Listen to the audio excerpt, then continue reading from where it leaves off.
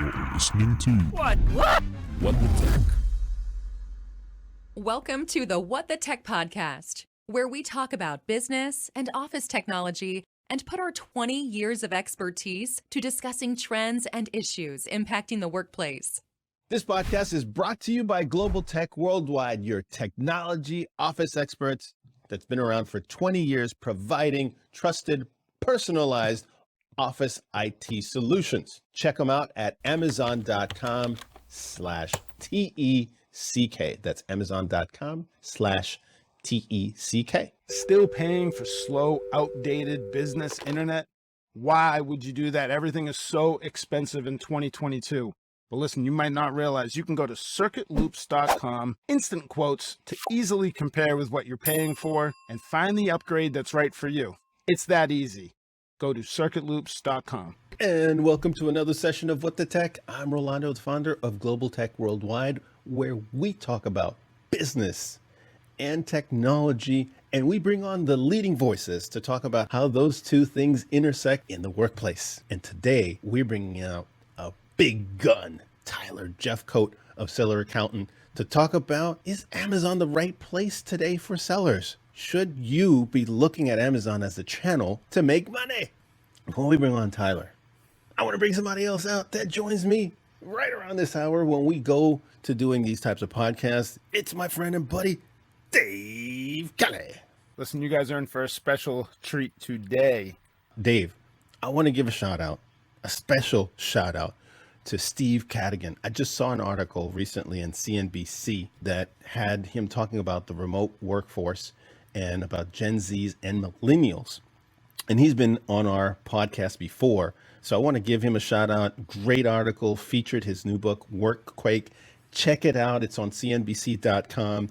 And if you want to catch the book or learn a little more about Steve, go to stevecadigan.com, where he has a whole lot of stuff regarding remote work and how to get businesses working in this new environment that's got the whole world turned upside down regarding talent. What's the best way to go about doing that? So shout out to you, Steve. Great work. Good going there, buddy. Look forward to seeing you soon. All right. Now let me talk about Tyler. Tyler is the founder of Seller Accountant. And Seller Accountant is a company that helps Amazon sellers achieve maximum profitability by providing bookkeeping and financial coaching services. I'm going to give you a little quote from Tyler. He has on here that sales are vanity, profit is sanity, Dave. I love that. I absolutely love that. He is passionate about helping Amazon sellers and e-commerce brand owners move from crazy to cool and from insane to insanely profitable. I absolutely love those. Now, let's properly welcome Tyler to What the Tech. Exactly. Hold on. There we go. Let's welcome Tyler. Hey guys, thanks for having me today. Welcome. Hey, Tyler. How are you doing, Tyler? Man, it is a beautiful day down here in the swamp that is Georgia in the summer, and I'm grateful to be alive. Really awesome to be here with you boys on this summer afternoon. Awesome. I'm glad to have you here. Glad to have you with us. And we look forward to having this discussion about what's happening right now in the Amazon ecosystem. I want to go right into it because Amazon is not the same Amazon as it was 6 months ago or even before the pandemic. It's still Amazon, but things have changed. I know for us, because we sell on Amazon, we see the changes happening and they're continuing to happen. And I want to ask you straight away about one of the biggest things. If you're on Amazon, this whole aggregator thing, in which you work with those folks, you know who those people are. There's a lot of big names out there like Thrasio and others. The game around aggregators, which are companies that buy up Amazon brands or companies that are selling on Amazon, that business model is starting to change a little bit. The hope was they were going to buy the best of the best and make them even better, or even companies that were doing okay and make them primo companies. And that's starting to change. Tell me what's happening right there with the aggregator space. Yeah, I think, Rolando, what was amazing, there's supernova a year and a half ago of all these billions of dollars of cash flooding the they're calling aggregators. It's called a roll up, right? You take a bunch of businesses that are similar, you raise venture capital, and then you try to bundle those businesses into a package. The thought being that at scale we'll be better, right? Rolando's okay at running his business, but if we're the ones that owned 15 Rolandos, we're going to be able to be better at managing our suppliers, better at managing our advertising, this, that, and the other. And so Rolando, what happened is that those guys made really ambitious promises to a bunch of rich guys on Wall Street. And then the market got bad, right? And so all of a sudden we're in an ecosystem where it hasn't been quite as rosy as these projections. The result has been lots of layoffs, some founding executives getting fired. And I think the two core promises that these aggregators were making that kind of haven't panned out yet, at least not yet, are one, guys, we're smart, we're Wall Street guys, we're going to be able to come in and deploy capital towards marketing better than Rolando. Rolando's okay, he's a smart guy, but he's not a genius. We're geniuses. And so we're going to come in and we're going to buy Rolando, we're going to do it better. That was the first thesis, and that would be a resounding, if we had a gong sound, it would be like a resounding gong. Didn't happen. The advertising performance over the first year or so has been abysmal relative to what the brand owners were already doing. And then the second thesis, the second promise that they made was, we're so good with money, Rolando. We're going to be able to buy this inventory. We're going to get it cheaper. We're going to get it faster. We're going to be better at managing our working capital than Rolando and the normal guy is. And again, resounding gong, hasn't been effective so far at deploying that cash. And so these guys are kind of running short on money. They're feeling some stress. They're feeling some pinch. And if you and I are feeling cash flow stress for our little $1 or $10 million brands, these guys are feeling stress on the billion-dollar level with hundreds of millions of dollars of outstanding obligations. And so they're not dead, but it's been a tough year for them. Let's put it that way. Oh, man, I've also talked to other Amazon sellers, and for a while, it seemed like the party was getting really hot. Both of what you could get for exiting a business were jumping up from 1 to 2 to 3 to 5 to even 7, 8x for an Amazon business. And I've heard a few outlier cases that got up as high as 10, but that's come way down since really after the beginning of the year, no? No doubt. In fact, I was in the CFO space for two brands that sold north of 8x multiple at the beginning of 2021. And those guys sold at a great time. They're extremely happy. They're extremely wealthy, both 8-figure deals, like really nice deals. And we are really seeing more of a sobering of that multiple market, probably back down to 3x. Kind of in some ways, what you would have expected in 2019 is coming back down. And what it really means, so it's funny, as a brand owner, those of us who are dialed into Amazon, or maybe you're a brand owner listening to this, you got to be aware of what's happening in the macro. Like, you can't control it. Economy's weird, supply chain's weird, advertising is weird, capital's weird, inflation's weird. You got to be aware of that stuff, but what we want to focus on is what we can control. And I think I just am so bullish on Amazon and in the market right now, because I think the opportunity to do what happened in 2008, which is the greatest wealth transfer in history, happens when the market gets weird, when it gets yucky, swampy. All of a sudden, the opportunity for investors to come in and build the right companies at the right moment is there. And I think that's where we are right now. Man, swampy. Dave, swamp. Who wants to be in the swamp? I feel like we're in the swamp sometimes, especially this time of year, but I've never experienced Georgia this time of year, that's for sure.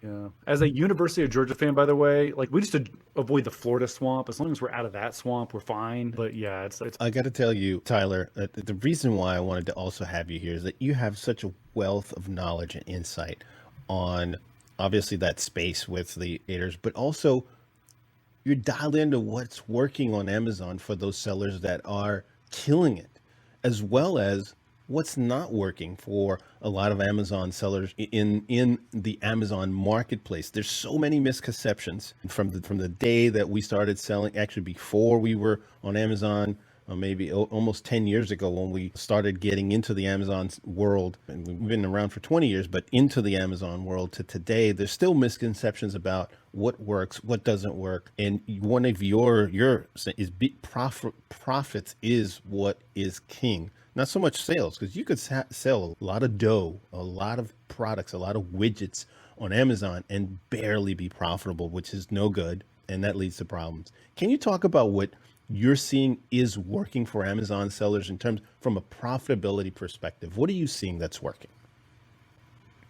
Yeah, I think it's such a good discussion because I think what isn't working anymore is ignoring profit, right? If you think about anybody who got into Amazon maybe 7 or 8 years ago, Rolando and Dave, the blue ocean was so blue that you didn't have to be great at executing in order to make money. You could just make money. You just put things online and you sell it. And as the market matures, and maybe we have some recessionary headwinds that we're going through right now as a country and as a world, it just means that the good guys have to actually be good. If I'm going to be successful in my business, I can't ignore my numbers. I'm going to have to understand the answer to the question. To your point, how often do you and I go to conferences, and Dave, you probably go to these too, where everyone wants to talk about their sales? Let me tell you how many dollars I sold. No one wants to talk about the profit because that's awkward. That may not be a sexy 7-figure, number. 8-figure deal, 9-figure sellers. You hear that those numbers thrown around a lot. Yes. And then you're like, what, did you make any money? No, I put it back in the business. And so as things get a little tighter, we have to then for sure know the answer to the question, did I make money last month? We're recording this in July. How was June relative to last year's June? Am I happier? My most genius accounting professor was the guy who could distill the most complex things into smiley face, frowny face. Was June a smiley face or a frowny face? And that's not about sales. It's about profitability because profit is the price of admission to weather a weird market. If I have money, if I have cash in the account, and if I'm able to make a profit when I'm selling products, I can weather some storms and probably even outcompete my competitors and gain some additional real estate. If I'm flimsy, if I don't have any money on my balance sheet, if my margins are so thin that any disruption in my container cost or my advertising cost are going to sink me, then guess what? A recession's where I might end up putting a nail in my own coffin accidentally. And so I think it's never been a better time to know where your money is, to make sure you have decent accounting, to make sure and I would just say this, Rolando, just a quick nugget here. If I could give everyone that listens to this one gift, it would be spend 30 minutes a week looking at your numbers. I'm not saying make this your full-time job. We're visionaries, we're CEOs. We don't want to be accountants. Give me 30 minutes of your life each week to review your finances and make sure that you know where your money's going. And it will pay major dividends in any market, but especially in a weird one. Unbelievable. Dave, did you want to jump in here with the conversation with Tyler? I find it interesting when you see sellers that are competing against other sellers for the exact same products, and how some of these sellers, they're just trying to win based on price. They haven't invested in great imagery, great content, video. It's just, this is the product and this is the lowest price that they go. And we sometimes will laugh at sellers. We don't laugh, but it's encouraging to us that we can sell a similar product for maybe 20% more because we're either bundling it with something or we've created a listing that's communicating to the customer that they are receiving authentic gear and what's included in the box and that there's no surprises. But I do find it interesting when there's folks that we compete against, but they're not making the profits. You guys are leaving money on the table. And I can see where maybe they're just interested in just a sale and they're not spending enough time looking at the profit or the margins. Yeah, and you're exactly right, Dave. And another thing you mentioned there that was, I don't want people to miss this, is I think when things are really like frothy and the market is really hot, as Rolando was saying, the party's getting hot, man, the music's on, everyone's happy, everyone's making money, we can forget to obsess over our customers. We can almost get lulled into the comfort zone of people just buy my stuff because I put it online. But I think, to your point, the brands that have been able to, when you use a term like differentiation, what you really mean is I just solve my customer's problem better than my competitors do. And if I solve the problem better than my competitors do, they will pay a premium, they will pay additional, because I'm going to lower their anxiety. Like if I'm going online, like for instance, the kind of products you guys sell, if I'm going to buy a phone, like I want to buy the one that I know is going to solve my problem. I want to buy the phone that I know is going to do I want to buy the phone that has the education that makes sure I'm successful implementing it. And if I got to pay $30 more to get that phone, I'm going to pay it because I don't want to buy it twice, because that's a real waste of my time to buy it twice. And so I think this is a great time to make sure that we remember the like basics of marketing, which is this: people don't buy what you sell, they buy outcomes. What they want is a ability to make a phone call, or peace of mind, or security, or happiness. Whatever it is, people are not buying your blue widget. They're buying the happiness that blue widget creates, and making sure that we're communicating the value of our products and services. For a company like mine that does services to our customers is critical right now. And I do think it's still a great opportunity to make a lot of money in the market. So now, how important is it to the buyer for for them knowing that they're buying it from a seller that sells a lot of different things, or that seller is a specialist in that solution that they're looking to accomplish? Do they put any weight into that, do you think? A good question. I would say I'm answering this off the cuff. I'd actually love to get your thoughts also, David. My intuition is that especially if you're buying something on Amazon, you probably don't spend a ton of time focusing on whether the seller account is specialized or not. But indirectly, I think it has a huge impact, because I think the listing that a company like Global Teck, for instance, can make that deeply understands the needs of that customer is going to be so many light years better than the listing from the guy that sells toys and lawn and garden and consumables and supplements. And this is just one other category amongst 5,000 categories that we sell in.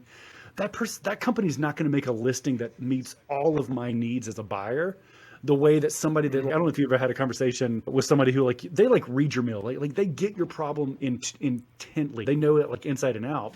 And I'm going to be much more inclined to buy from that particular seller. And it happens that way, by the way, in accounting. Like if somebody is assessing accounting services and they've just talked to 5 other CPAs, but my firm's the one that understands e-commerce, I'm going to understand what tacos is. I'm going to understand what like an inventory reconciliation report is. And their other CPAs are going to be like, well, what is that? And so my competitive advantage is my expertise in the space, in the same way that I think e-commerce brands can be. One of the things that you just said, I just want to circle back on, was happiness and outcomes. We had on a guest, Tim Ash. Tim, if you're watching, love the stuff that you do. And he talks a lot about marketing, and he's got a new book out, is The Primal Brain. I hope I got that right, Dave. Was it The Primal Brain? Unleashing and that your the primal focus, brain. thank you, that the outcomes and happiness rather than the features is what people, evolutionary motion, the feeling, the more primal parts of our brain are still operating, are in effect, and trying to appeal to logic will not work nearly as well as the outcomes. Happiness, how you feel about the product, what can it do for you to solve a problem. From an Amazon perspective, if we're going to do, let me see if I can get a pro tip here. Get ready for a pro tip. Awesome. And we just had this guy, Aaron G. In another podcast earlier today, we were talking about, that's the voice behind that. It sounds like Morgan. I love the guy. He does some cool stuff. So the primal brain works in a very different way, and it's still there. It hasn't gone away. And the outcomes is what really produces things in a much more effective way. So if we're on Amazon and we're trying to market to our target audience, focusing on those outcomes is exactly what we want to be doing, more so than, let's say, this is the cheapest price and this weighs so much and this has the clearest speakers in the marketplace or the best noise canceling. That's not going to be nearly as effective as what you said, which is exactly what Tim said, which is those outcomes. Let me just take it even a step further. I think we're cheating our customers if we try to sell them just our features instead of trying to communicate the actual emotional value that they glean from the product, because I think we're short-circuiting their experience. Like, they actually want you to view yourself higher. They want you to have more self-esteem in your products than you do. Your tendency is to say, I know how much I paid my Chinese supplier for this, and I know that it only has the green button, but this other product over here has the green and red button. No, you're missing it. Like, the key is this level of result, this outcome, this security, happiness, love, acceptance, self-actualization, whatever it is. I can give you that. I can solve your problem, and I can make it as easy for you as possible with this particular product or service that I offer. We're actually cheating them if we don't give them that experience. That's what they want to pay for. They would love to pay more for that product. Now, there are some customers out there that are only ever going to buy based on price, and that's okay. And if you want to have a race to the bottom, this is something Dave was mentioning earlier, but if you want to race to the bottom in terms of your pricing, okay, get ready to compete with Walmart, right, in terms of your margins.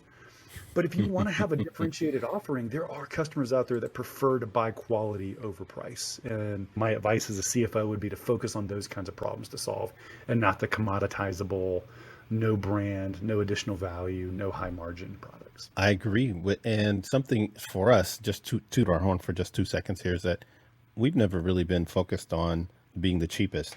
And I believe, like you said, Walmart, the Walmart philosophy, because they're big, they're ubiquitous, they have a humongous supply chain. If you don't have that advantage of being the cheapest, it really is a quick and fast way to being unprofitable. And that doesn't provide any peace of mind. And you said peace of mind. One of the things that I think all Amazon sellers that have been on the platform for a while, you get anxious about what happens on a daily basis.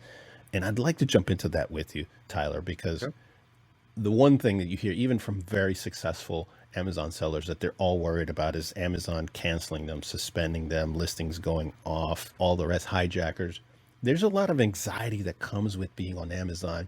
And one of the things that I've seen a lot lately, and basically since the pandemic started, was that Amazon can be passive income, or Amazon is a way to make a lot of money. Just simply use helium-10, find out the top 10 products. The top competitor makes product sells $400,000 a month. So therefore, if you go source that product real cheaply, you can easily make $400,000 a month.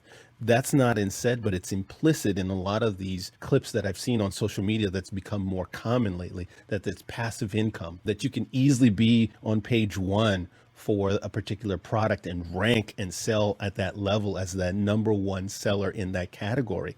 And I almost find that offensive because I know how much work goes into being on page one. I know how much work it goes into being in the top 5 on, or ranking at the top of page one, or being number one in a category.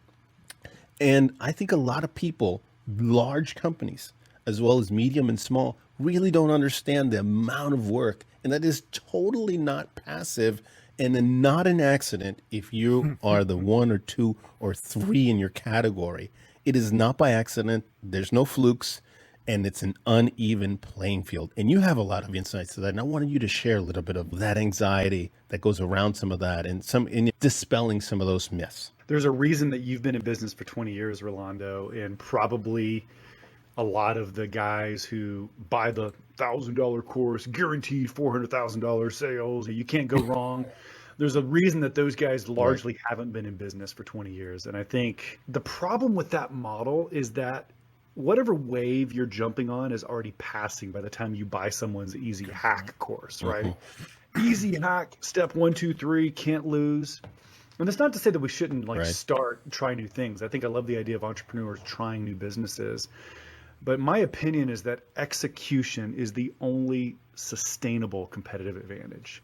Actually constantly obsessing over getting better, constantly learning our craft, sharpening the axe, trying new things. And that is in stark contrast with I can just take someone else's playbook that somehow worked for them and rinse, repeat, and it's going to work. If it was a guaranteed rinse, repeat, it works, then they wouldn't be selling it to you for $1,000. They would be raising all of their mom and dads and cousins money, and they would be a billionaire because they would just rinse, repeat it themselves, right? So the fact that there is playbooks that help you get started is not a bad thing. And I think what the other part of your question there, Rolando, is like there is anxiety related to having an Amazon dominant business because you're like, wow, is Amazon going to shut me down? Am I going to be, this is happening a lot in the last 2 years where a word that wasn't considered hazmat and is all of a sudden considered hazmat. Now my listing has been canned.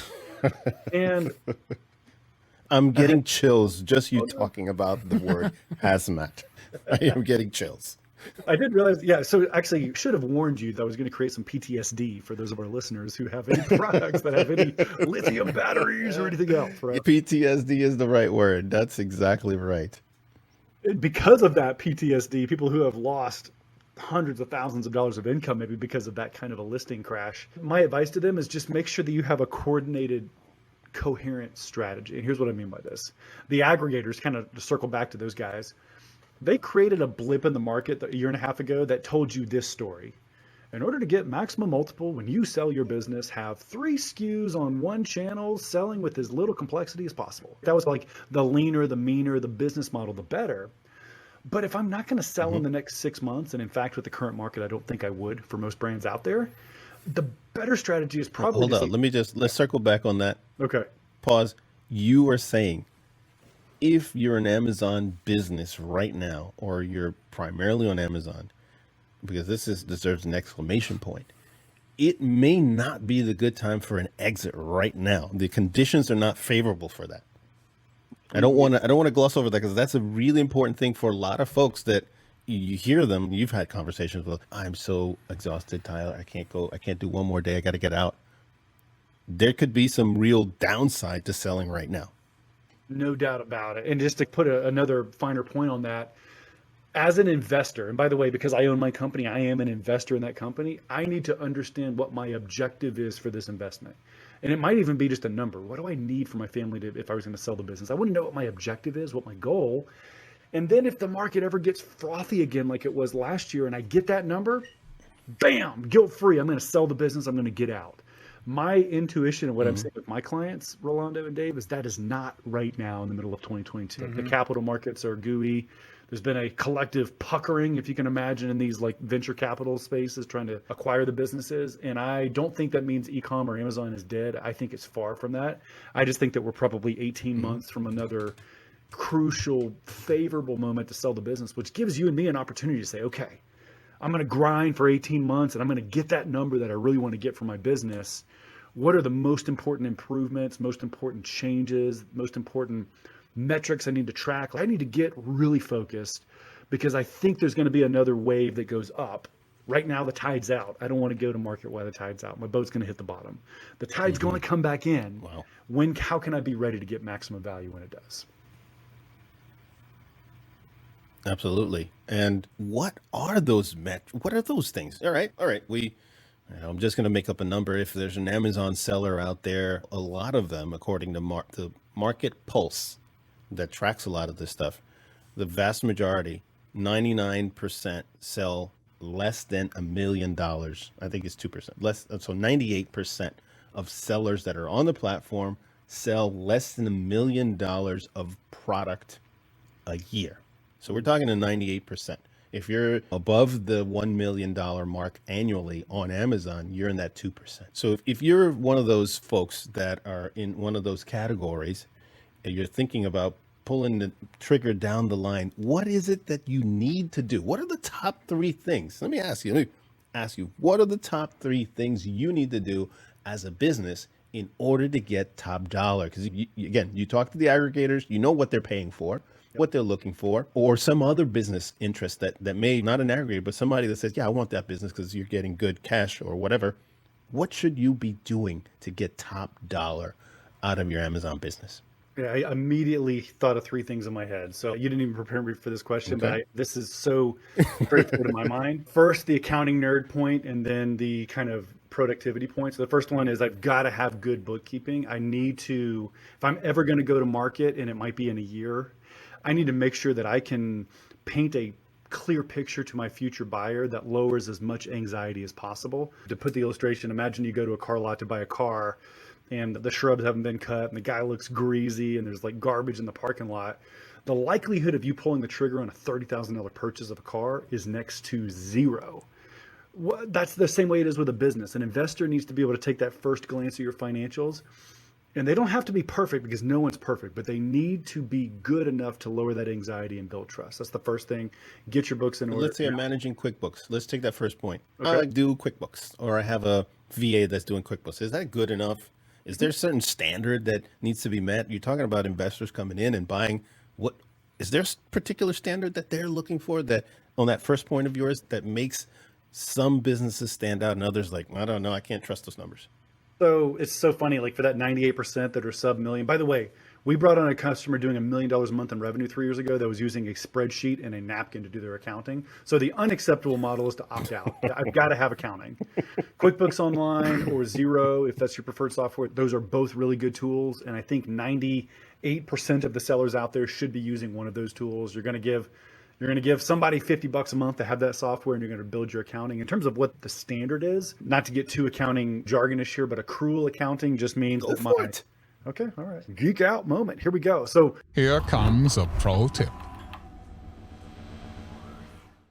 if we're going to do accrual accounting, that means that if I sold a unit in June, I'm going to book that sale in June, and I'm going to book that cost of goods sold in June. instead of just booking the sale when Amazon gives me money every 14 days, and instead of just booking the cost of goods sold when I sent the wire to China 7 months ago. And so there's a little bit more work that goes into having your VA or your accounting firm or whoever it is line those expenses up on an accrual basis. If your intention is to ever get through due diligence, you don't have a choice. You've got to do it right. It's got to be accrual. And if you stink at accounting, you need to hire someone to do it for you because it's important. By the way, even if you don't sell, can you imagine driving a car with mud on the windshield? It's ludicrous to think about it when you're driving, but we got to know for sure whether we made money last month. And the only way to know that is to actually have accounting that is stated in a true accrual fashion. So I don't know if you have any other questions about the accounting, but that's point number one is you got to have accounting. The point number one, then you were going to point two. We're talking about the three things, just to catch you up, the three things that drive value, enterprise value for an e-commerce brand. Number one, have decent accounting. Number two, it's all about margin. It's kind of like in real estate, it's location. Not like the e-commerce, it's margin, margin, margin. Is my product generating profit? And the term I use is PAG, post advertising gross profit. PAG, post advertising gross profit. In other words, after my cost of goods sold, after my Amazon fees, after my advertising PC spend, after my refunds, right? What do I got left? What am I actually generating? And just to give you a rule of thumb, if that number is less than 20%, I either need to have a ton of volume or I've got margins that are probably too low. If that number is north of 30%. Say that again. Okay. Say that again. Say that again. That sounds like a magic number. It's the first time I've heard that magic number. You said 20% after you've paid, you've got this term, PAG, after you've paid all the goods, ads, everything else. You're saying 20% is right around the magic number where investors like to see it? I would say, yes. I would say 20% is the health number. I would say if you can be north of 25 or even better, 30%, that's where these investors are paying these premium multiples because I really have a differentiated product. By the way, at the end of the day, your margin is really another way of saying, how much do my customers value my solution? Are they willing to pay a little bit of a premium over what I'm having to pay to secure the product?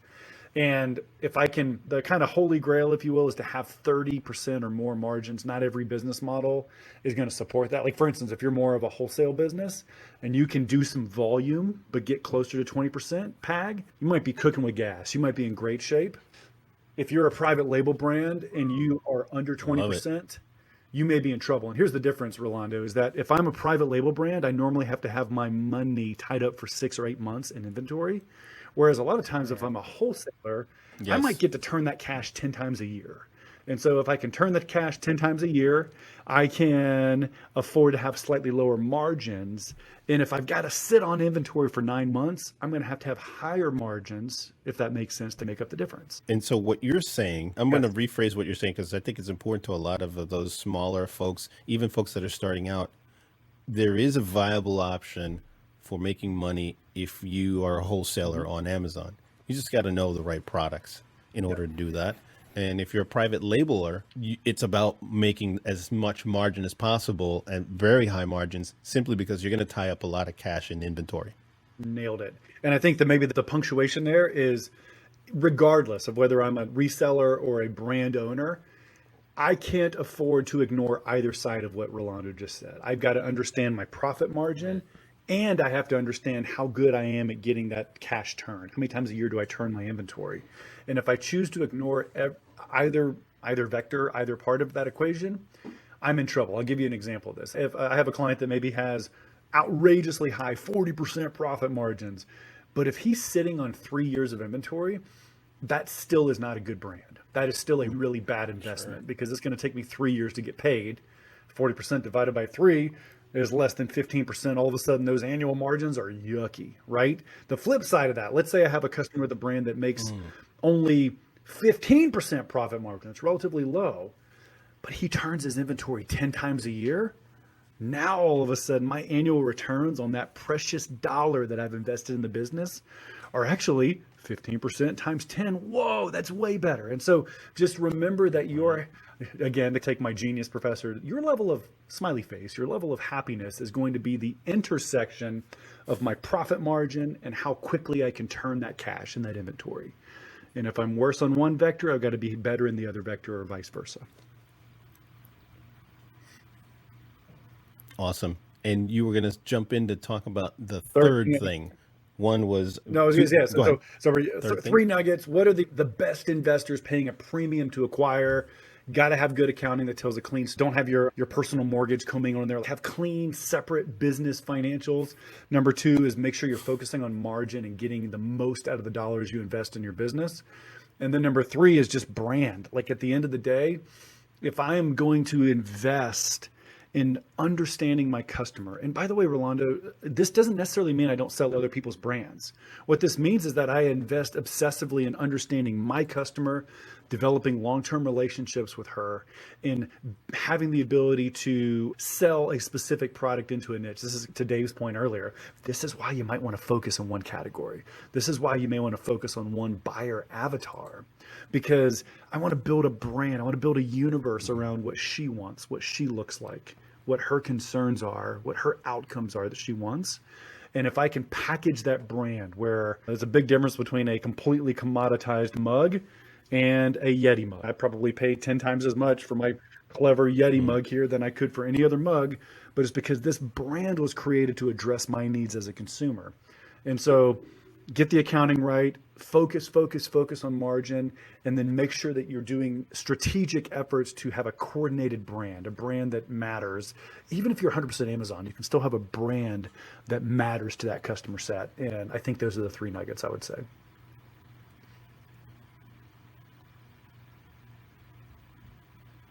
Dave, did you want to jump in? No, Or you won't? Well, I guess my question would be, if you're working with a seller and you've identified that their margins are just way too low, and perhaps they are also selling, they're not focused on one niche market. How do you help sellers raise margins if they are struggling with adding value? I think if I were to look at someone's catalog and I noticed that their margins overall were too low, the first question is, okay, let's try to figure out what's going on here. It's kind of, we need to run an MRI now. We know you're not feeling good. Let's get into the weeds. And the way I would define that MRI is to say, on a SKU by SKU or ASIN by ASIN level, which of my products are performing in a way that makes me happy and which of my products are performing in a way that makes me sad. And once I identify the bad guys, the guys that are not performing, I have to ask one more question and say, why? All right, now SKU ABC, the blue one here that I'm holding isn't performing. Why isn't it? Oh, when I looked at Helium 10 or Cellix or whatever I'm using, I realized that my tacos, my advertising on this blue one is 50%. Okay. Now I know, Dave, that my strategy needs to be to correct my advertising for this blue one in order to improve margins. Let's say that I looked at the next SKU in the list and it wasn't advertising, it was that my FBA fees are really high. I may look at reboxing, reorienting the way I'm pricing. So the thing you do about it depends on what the actual problem is. The problem tends to be either too much advertising, just literally I can't price it high enough, like I don't have enough space between what I'm charging my customer and what I bought the product for. And then the third issue that I would say is probably the most common is just having way too much inventory. So this could be a good product, but I'm only selling 2 a day. And so therefore the 1,000 of them that I'm sitting on at 2 a day is 2.5 years of inventory. And so I think those are the three common issues, and they're very different strategies depending on which problem it is. You bring up something interesting in respect to inventory. So we find that a lot of our competitors, their pricing on some of the items that we sell is below or very close to cost. So we look at them like, how can they do that? And then we learn that if someone wanted to buy 5 of those, they don't have 5 of them to sell. They only have 2 of them to sell. So they're very low margin and they don't really have a lot of inventory to sell. So we just look at these folks and we're like, we're not really concerned with you. We'll continue with value add, higher dollar, but we can still support someone that wants a dozen of the particular SKU might be. Yeah, it's so good. I think because we see this a lot also, Dave, where you realize that a competitor is winning and you're like, why is this guy winning? And and because you know your numbers, and I know you guys do, and because you understand the economics of your products, you can not overreact and just go drop your price by 10% to maintain those sales. You can say, wait a second, this guy's making dumb choices here. And I don't know if it's because he's liquidating bad inventory and he's getting out of my space, or whether he just doesn't have any and he's trying to juice it. Either way, I'm going to choose to not react because this doesn't fit into my strategic plan. But since I know my numbers, I can make that choice instead of just reacting to whatever. Because guess what, guys? Somebody, sometimes it's from China, like somebody is going to put a listing up and try to undercut you in price. And our job as brand owners is to 100%. try to generate more value for our customers instead of focusing on just lowering pricing to meet the current market. Yeah, makes sense. And let me ask you about something, because you talk, again, numbers, something that is, would love to get your perspective on. So depending on who you're listening to, Amazon, in terms of website traffic, is down between 40 to 50% this year. Ads are up 20 to 35, depending on what category you're advertising on. What are you seeing other businesses going through this year, this first half of the year, as we record this in July, given that backdrop of traffic being down up to 50%, ads going up 30, 40% as well, depending on the category? Are you seeing that sellers are still having success given that backdrop, or are you seeing an across the board haircut for everybody? Yeah. By the way, I hope you guys caught those stats. It literally is session counts are just down in some of these categories. It's not. And so the caution, I think this is implicit in what you said, Rolando, but I just want to say it explicitly. It may not make sense to pay 30% more in advertising just to try to buy those fewer eyeballs that are sitting on Amazon right now. We may have to, in some categories, accept the short-term haircut because losing money to sell a unit. This is the definition of insanity when it comes to e-commerce, is to spend double my budget on advertising to acquire a customer so that I lose money when I sell the unit, only to stock out and pay triple the container cost to rush order something from China over into the States here. That's the definition of insanity. And so I think, to your direct question, 2/3 of our clients are down. I don't know that we have too many. Actually, we have some that are down more than 50%, but I would say most of our clients are probably down more in the neighborhood of 20%-ish kind of year over 2021. And we do have some that are still doing really well. And I would say this, doing really well in a kind of headwind kind of market might be doing a little bit less sales, but still making money. I had a CFO call with a friend of mine, an 8-figure seller this morning, where he's going to be almost exactly flat in terms of the first 6 months of the year. So last year to this year, almost exactly the same amount of sales. And we're high five. And would you say that's a win? Would you say that's a win for that customer or the client of yours, given that traffic is down by half, ad costs are up? So if theoretically the pie would be shrinking too, but you're keeping your portion of the pie, in theory, you have more of the pie now than you did last year. And he did experience some like margin shrink. Maybe he was making 22 points. Now he's making 21 or 20 points in terms of that PAG number. But you're exactly right. If you and I could wave a magic wand and in a bad economy, keep our sales relatively steady, but still make money, not have to lose money to get those sales, I think we're going to consider that a major success. And it's major validation that our system is working pretty well. You know what, Dave? You know what I say to that? I feel better right now with what you just said, Tyler. I don't want to give anything away, but music to my ears with what you just said, because I know what our numbers look like this year, and I feel really good now based on what you said. Because it means we're taking market share. And I think, Tyler, the customer is still out there looking for value. Obviously, there are people in an economy where things slow down. People want they want to stretch their dollar, but you also have customers, business enterprises that understand value, meaning not just the lowest price, but what are you bringing to the table? How are you solving that problem? And if you're finding a way to answer that question online, you're going to have customers respond to that, even the ones who may be looking at the lowest dollar on everything. Couldn't agree more. Yeah, I think this is a great opportunity for the high execution brands to do really well. Love it. I love it. Feel better. I can almost go to bed not feeling anxious right now based on what you told me. And because today, look, Amazon's today, a grind. Buyers, Go ahead, Dave. I don't think it's just a phenomenon where I am in the Northeast. It's like post-pandemic, everyone is doing a shoddy, it's just half-assed work coming from so many different things in my consumer world. I don't care if I'm at the grocery store, a restaurant, wherever it is. I'm missing the value, and I'm still paying a premium, but I'm missing the value. And I think today, more than ever, if there's a good seller that can bring value, that the buyer is, here, take my money. I'm more than happy to give it to you because I trust you. You're relieving my anxiety. I can sleep at night.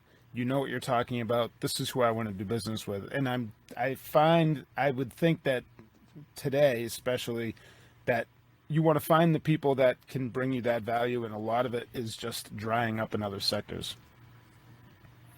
Yep. I think bad markets weed out bad players. And so maybe just a encouragement, guys, this is the time to really build wealth. This is a time to really build and invest in our companies. And to your point, Dave, if the competitor is selling the product for $1, I want to sell it for $2, but I want to generate $3 of value for my customer. And so how can I do that? In a weird market, we have to get in a room with a whiteboard and our team and say, we have no choice. Right now, the market's weird and we're going to win. We are going to win. What value can we generate that makes her so delighted that paying $2 instead of $1 is a no-brainer? It's an absolute no-brainer for her. And I think the brands that are able to continue executing on that are going to come out of whatever market we're in looking pretty rosy. Yeah, I agree. Yeah, and I think from an execution perspective for those Amazon sellers, if you're on Amazon, and I've talked to a lot of Amazon sellers lately, the playbook from last year, the playbook from the year before is not the playbook to use in 2022 as we record this, because Amazon is not static. And I was trying to come up with an analogy the other day as people just ask, well, how are you guys experiencing success? Amazon is like a human in that when it's born, it's at a certain stage. At year number 2, it's at a different stage. And the shoes that it used when it was a brand new 3-month-old baby, if you put shoes on a baby, is not going to be the same size as a 5-year-old or a 10-year-old or a teenager or an adult. Amazon moves and grows and changes at a rapid pace. So that playbook from a year or 2 ago, it's not going to work as well. You can't do the same tactics that, like, for example, you used to be able to say, hey, Tyler, you bought our headphones. I'm sending you this little insert. And in that insert says, hey, Tyler, give us a nice, beautiful 5-star review, and I'm going to send you a coupon for $20 on the next. Amazon will get you thrown off the platform right now in 2022 for doing that. You can't use that anymore. And that was the go-to for many sellers. When Amazon said that, for a lot of sellers, because they couldn't do that, and they got tons of reviews that way. You can't do that this year. You can't do that going forward anymore. And so that same mantra carries through everything. If we're asleep at the wheel with our PPC and we've just been trusting some kind of an automated tool without keeping an eye on it, if we haven't been placing investments in our supplier relationships, and we're just now we're going to try to ask them for something like better terms, but we haven't even talked to them in a year. Like, now's not the time to be asleep at the wheel. And I think that's maybe the takeaway here is, hey, when we talk about executing through a recession or whatever we're going to be getting into in the next couple of months, it's all about mind your business. I got to know my numbers. I got to invest time in nurturing relationships that matter. I've got to hold my vendors accountable. I've got to hold my team accountable. I've got to hold myself accountable. And I think failing to do that, what ends up happening, to your point, Rolando, and actually we even talked about this hazmat thing earlier, Amazon can pull the rug out from under you because it turns out that you're PTSD. We need Morgan Freeman again saying PTSD alert. Yeah, you want to make sure that your business is getting better so that if things get weird, you're fine. And by the way, if it's easy, everyone's going to copy you.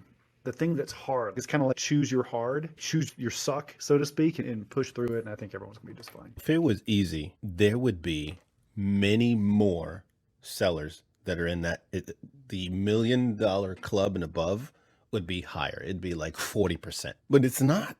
That's the amazing thing about Amazon and being on Amazon today is that although there are more tools, like you said, Helium 10 and Jungle Scout, and Chad Rubin has come out with a new company, Prophecy. Shout out to Chad Rubin. These tools can make you sharper, can make your organization much better, but it's no sleep in the park. You cannot win on Amazon just looking at it as a passive or mastering. That's the word I was looking for. You really have to be able to master multiple things. I think Amazon is also like playing a combination of chess and Monopoly. You got to own the board. You got to be able to have multiple pieces on the board. You got to be strategic, but there is no other marketplace that works like Amazon. Google does not work the same way, and PPC on Google cannot 100% translate to Amazon. I'll just tell you that flat out, no. And Etsy and eBay and even Shopify, there are no competitors on Shopify vying for your attention, right? That page is all yours. You own all of that real estate. Not so on Amazon.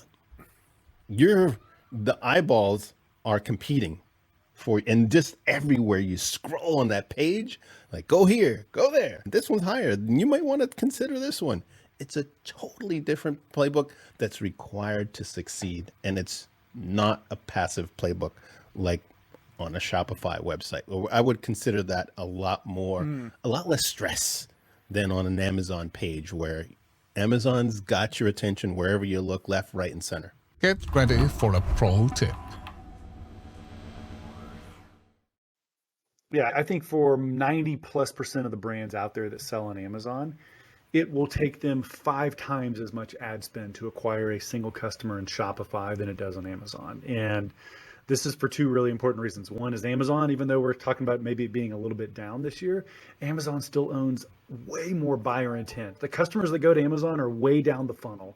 They're ready to pull the trigger, baby. They're just looking for a solution and they're going to buy. You don't have to sort them. You don't have to retarget them. You don't have to find them on Facebook or Google. And so just know that some products that are highly differentiated, that are more lifestyle, like for instance, if I was selling sleeping bags, I might have more success on Shopify than if I'm selling glass jars, right? If I'm selling something that I can make money, but it's a little bit more of a commodity, I need to be very careful not to have a Shopify site because I'm going to burn a lot of ad dollars. If I have a very differentiated brand and I'm willing to spend the probably 6-figure budget needed to really build a successful Shopify business, yes, I can generate more value for my company if I can succeed. But guys, let's be real. If I go to sell my company in 2 years, and let's just say I'm $1 million seller, I'm one of these 2%, and $948,000 of that $1 million is Amazon, and then I've sold a $52,000 pain in the butt to the investor that is my side hustle Shopify site, just know that you are not going to get any additional cash for that business because that is not a viable second channel. Whoa. So anyway. Really? No, because I want to ask you about that, because I heard Kevin King, somebody asked him something related not too long ago. And Kevin King is one of the more he's one of the more well-known guys out in the Amazon space. Somebody asked him, should I put my eggs in going after the Amazon customer, spend my time trying to extract? Everybody's trying to extract that customer data from Amazon, move it to their email list. Because in theory, like you said, maybe I can get folks buying on my Shopify site instead of Amazon, so I don't have to spend that money. But you're saying essentially what Kevin King has said, which is, I want to let Amazon have that data. Let Amazon have that customer. I have enough on my plate to work on, and let Amazon do that marketing to bring more prime customers, bring that traffic in. Because at the end of the day, if you are an Amazon customer, and I put myself in that situation, I rarely now go to a particular website to go buy, unless I can't find it on Amazon, unless there's a specific purpose on why I'm going off of Amazon to go buy a product. I generally want to buy it on Amazon because it comes in next day or within 2 business days. I don't have to worry about it. It just comes in, it's there, it's on my phone or whatever. End of story. Yeah, and I think just to take Kevin's point a step further, because I agree with him. I actually talked to him about this a couple months ago also. Let's talk about our coffee mug example again. Oh, cool. The closer I am to a commoditized coffee mug that doesn't really have an affinity with a specific customer group, the harder it's going to be to create excitement outside of a marketplace like Amazon. The closer my brand is to something like Yeti here, where this is a very lifestyle brand. They sell $300 coolers, for crying out loud. You can get a Coleman cooler for $28. You go buy a $300 Yeti cooler. This is very much a status Porsche, BMW kind of brand experience. And as a result, people who are loyal to a brand like Yeti, People put stickers on their cars, Yeti stickers. Like it's a cooler. They put Yeti stickers all over their cars. Like, it's a cooler. I know it's great, but kudos to them. A true lifestyle brand, the $300 cooler. No, but Dave, to your point, it's Sorry to interrupt. people do not put No, it's seller good stuff. account stickers on the back of their car right now. I wish they did. I don't. And so, Send me mine in the mail. I'll put mine on there. let's go make sure it's the right bumper sticker like joke. But so that's a great way to think about it. Like Yes. if you're closer to Harley Davidson, Yeti, where people are going to Apple, where you're going to put the sticker on purpose on your computer just to have it at the coffee shop, then acquiring a customer. I actually have a guy who has a patented, really cool shaker that he made.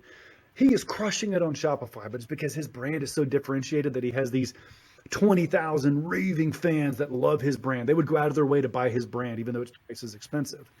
If you're not that, and just be honest with yourself, if I am not going to cultivate that kind of brand relationship with my customer, like Harley Davidson or Yeti, I may come out better. And in fact, I would say 80+% of the time I'm going to come out better if I stick with the marketplace, because Amazon has already done the work of acquiring that customer with buyer intent. They've already got the credit card. They've already got the logistics.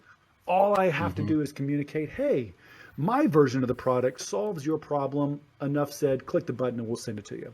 And I think simplifying for almost every other brand is the right strategy. Right.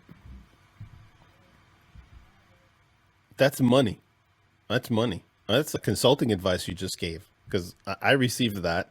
I know that Dave knows, he's in on all the staff meetings that we have. And every week we talk about strategy, tactics, what's up, what's down. And I really appreciate what you just said, because although you weren't directing that at us, there's some things that we can talk about internally here around that. Because if Amazon, in this case, no if, but Amazon is pouring money into even advertising on Google. They're one of the largest advertisers on Google right now. So if you're doing PC on Amazon, there's a very high likelihood, or your product is 4 stars and above, there's a high likelihood that product shows up on Google, because Amazon is sending the ads over to Google to bring traffic in. And so why not have, I stumbled across a couple of products where that's the case. I found several products were on Google, and we weren't necessarily going that route, the DSP route or something like that, in order to get those eyeballs. But Amazon's taking it upon themselves to bring external traffic, and people are going to respond to that much more than, let's say, going to a Shopify store of something they haven't heard of before. I see you're wearing a t-shirt from NASA. I don't know if you watched or have seen the Apple Plus For All Mankind series. I've been watching it, binging it lately, and I'm fascinated, glued to my TV, watching For All Mankind. So I don't know if you've been watching it. And I saw that NASA I t-shirt. love Just reminded this is me. in honor of the new photos that came out from the new satellite imaging technology. And I will say this: I haven't even seen Ted Lasso yet, and I know that getting on Apple TV is going to be my ticket to being able to watch that show and the one that you're mentioning there. So you may have just pushed me over the edge. He's so funny. I wish we had Aaron to come on and do some impressions, because he could do them well at Ted Lasso. So. You'll love it. You'll love it. If you like sports and all that stuff, and a little bit of rom-com thrown in there, you'll like Ted Lasso. I need the sports. I need my wife to be engaged in it. So the rom-com that's perfect.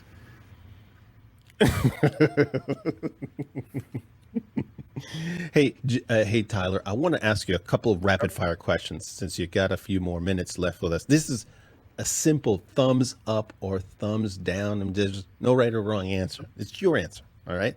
So you could say thumbs up and thumbs down. So I'm going to give you one word, and you tell me thumbs up or thumbs down on these things, okay? All right. Podcasting. Thumbs up. Cold calling. I would say thumbs down. I love sales. Cold calling stinks. Trade shows.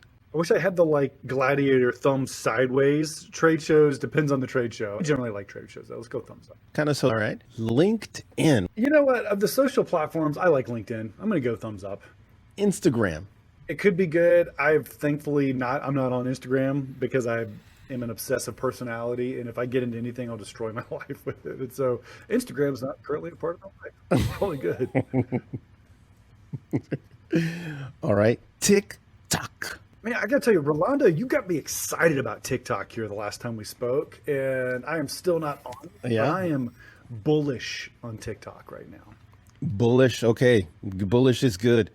Facebook. If I'm looking to stalk my mother-in-law, Facebook is the right place to go. No, but seriously, I don't spend a lot of time on Facebook either. I do think from a marketing standpoint, it's still a pretty powerful channel, kind of like LinkedIn or Google. So I think it's a necessary part of the playbook. But let me just say this, like if I could give somebody the gift of not spending more than an hour a day on social media, period, if I could give somebody that gift, I would, because I think it's good to like live life present and have relationships and do things. Yeah. No doubt. This one isn't a thumbs up or thumbs down, but it's a question. Again, no wrong one here. What's your favorite app on your phone right now? Oh, it's not even close. This is not even close. Chess.com is my favorite app on my phone right now. And I was at a family thing about a year ago where I saw my brother-in-law playing chess, and I was like, what? I've never played chess. Like, this is cool. And downloaded the chess.com app, and I like it a lot. It's fun. So killing time. And I'm like, hey, I'm above social media, Rolando. I'm not on Instagram.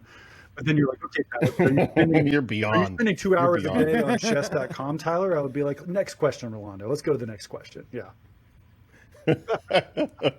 You're the first one to bring that app up, boy. Just said, I was just talking to another guest. We were talking about something else. And if I could game and be a gamer, I would. When I was a little boy, I thought they could do gaming, but we didn't have like today. You could make money on gaming. So maybe that's my second chapter. We'll get you to. We'll do something so where maybe a big old investor comes in and steps in and throws a bunch of cash our way, and then I can go be a gamer. That's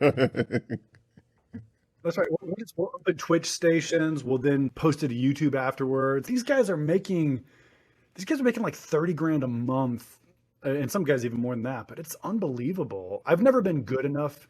I was pretty good at Madden back in the day, Rolando and Dave, but I was never good enough at video games that I could make a living, I don't think. But I'm also very driven, and I can get very obsessed. So maybe if we got into it, we would find a game and be like, you know what? We're about to be the best in the world at this, and time to crush it. No, so I was gonna say, you've dropped so much knowledge today, so much wisdom and so many nuggets. If folks want to get in touch with you and say, you know what, Tyler, why don't you talk to me? There's some things I want to straighten out, or I want to get some additional info. Where should people reach out and find you? So I'll give you two places. So selleraccountant.com. You may not have the bumper sticker on your car, but you can at least find the website, selleraccountant.com, learn more about bookkeeping, learn more about CFO services. And then the second one is, Rolando, you've inspired me, and we have a fledgling podcast about investing in e-commerce called Return on Podcasts. If you're looking for an opportunity to learn about how economics work in e-com, Return on Podcast. Our only rules: we don't sell seller accountants. If you don't want to hear about bookkeeping but want to hear about strategy, the podcast is a good way to go. Okay, there you have it. Cool. Check it out. No, definitely check it out.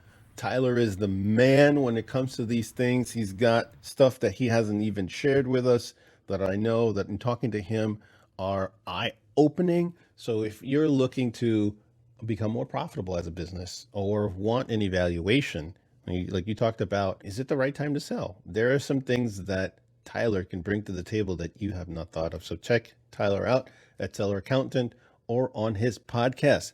Anything else you want to leave us with today, Tyler? Any parting words? Anything that's on your chest that's burning that you want to get out there and put out there on LinkedIn for our audience? I just want to say I'm grateful to be on the show here, guys, and do the little things now. This is the question I'll leave you with. What is Tyler, think about yourself. What am I going to wish 6 months from now that I was focusing on doing today in terms of my habits? And so for me, what's Tyler at the beginning of 2023 going to hope that Tyler today in July would do to make life better? And I just want to encourage you, do that thing. Don't wait.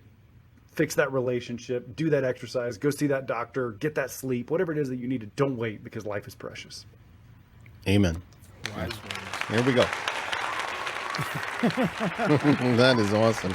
So Tyler, I want to thank you for being such a great sport. And before you go, just stick around for a minute or two so that we just button up a few things.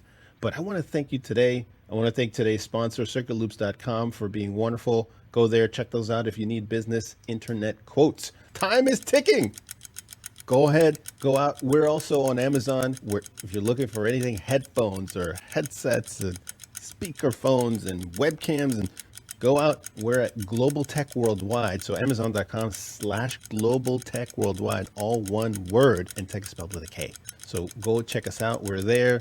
You have other business needs when it comes to these devices. We're here to help you out. and help you on your journey so you get the right devices for your office and your employees. I want to thank you today. I want to thank our special guest Tyler for being on today. Dave, as always, holding it down with me. So thank you for joining us today. And if you want more of this, go check us out on YouTube at What the Tech is spelled T-E-C-K, What the Tech, and you'll find our channel where we got a bunch of information and previous guests that we've talked to about technology and the office space. Thank you very much for joining today, and we'll see you the next time. Thanks for listening to What the Tech. Be sure to check out our other episodes featuring awesome tech and amazing guests. Find them on circuitloops.com or wherever you consume your favorite podcasts.